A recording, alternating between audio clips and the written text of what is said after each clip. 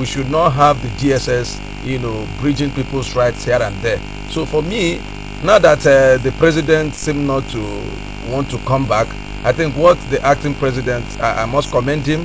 He has been so forthright in his action, though most times when you look under, you see that there are a whole lot of things going on. But at least for the fact that he could have the courage to do some of the things, he should also have the courage to tamper with the IG's appointment and look at what has happened. And the EFCC, man, this is when we know that it will be a holistic approach. But for me, any probe that they are mounting, any probe that they are touting, those probes will not come. The version of the National Assembly is dead and buried.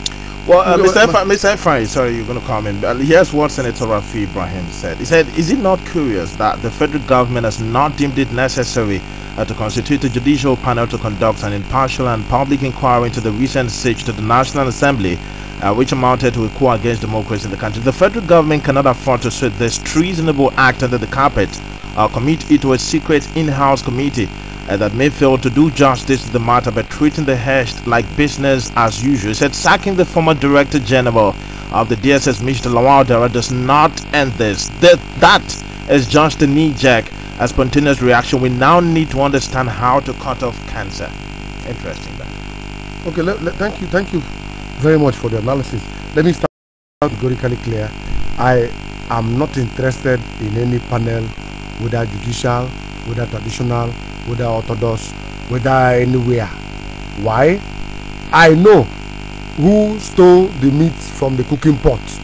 We know who stole the maize. We saw who stole the maize. So what other? Why do you need to buy coffee? This is not about the maize. No. It has to do with the invasion. The invasion was carried out by somebody. So the process, every security personnel involved in that coup are known to the chief security officer of the National Assembly.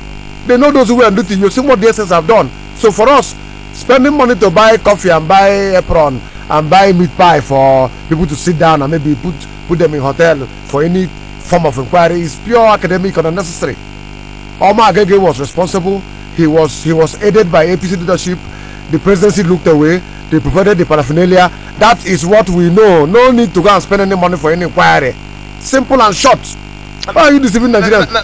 Now, this, like I said, is not about, because we should distinguish between. We are still for that thing. Yeah, we should distinguish between the maize theft. Of course, like the National Assembly's committee that investigated and indicted the said Senator Omar Agege. But we're talking about this DSS invasion that led to the sack of Lawal Dara. There's been a narrative thrown by the FG that yes, this was Lawal Dara playing in consonance with the Senate President. And like Senator Rafi Ibrahim said, why is it up to now the federal government has not deemed it fit to set up an inquiry to investigate this? It's absolutely nonsensical, with all due respect. Absolutely nonsensical. Very unreasonable, very unthoughtful, most incomprehensive, most reprehensible, outrageous, and anything you can muster, to say the least. The presidency has consistently deceived Nigerians with outrageous form of lies. Daura is a cousin to Buhari, so Saraki now deceived Daura, who is Buhari's first cousin, to act with him. I mean, these are very most okay. Now Saraki gave him the alleged PVC and the huge amount of money found in his house allegedly. Saraki was the one who recommended his reappointment after retirement, or Saraki was the one who. Mr. C is unfortunate. I am worried about Nigeria. We are heading towards a precipitous. We are heading somewhere, and this is how, when nations drift, they start this way. You see things that look unusual, they look usual. Go and check about other major revolutions in the world. People who were deceived to stay longer under tyranny started hearing such stories like this, such romantic, such colorful, such stories that break the heart. How come Daura is Buhari's first cousin? He now finds solace in Saraki. It's outrageous.